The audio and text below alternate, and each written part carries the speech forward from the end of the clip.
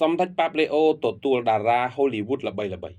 កាលពីថ្ងៃសុក្រសប្តាហ៍មុនសម្ដេចប៉ាប់លេអូទី14បានទទួលតារាភាពយន្តល្បីៗនិងអ្នកដឹកនាំរឿងល្បីៗរបស់ហូលីវូដមួយចំនួនក្នុងនោះមានដូចជា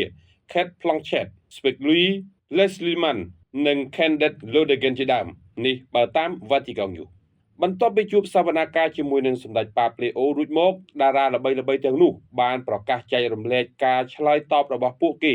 ចំពោះការអំពាវនាវរបស់សម្ដេចប៉ាប់លេអូដើម្បីប្រើប្រាស់តួនាទីរបស់ពួកគេនៅក្នុងពិភពភាពយន្តដើម្បីជួយដល់អ្នកដទៃរកឲ្យឃើញនៅអ្វីដែលជាផ្នែកមួយនៃក្តីសង្ឃឹមដែលចាំបាច់សម្រាប់មនុស្សជាតិដើម្បីរស់នៅឲ្យបានពេញលេញនិងថ្លៃថ្នូរនៅក្នុងឱកាសនោះសម្ដេចប៉ាប់លេអូបានមានបន្ទូលកត់សម្គាល់ពីគ្រោះថ្នាក់នៃការធ្លាក់ចុះនៃប្រជាប្រិយភាពនៃរោងភាពយន្តដោយសាររោងកុននិងរោងមហោស្រពគឺជាបេះដូងនៃសហគមន៍ដែលកំពុងតែមាននិន្នាការស្រកចុះ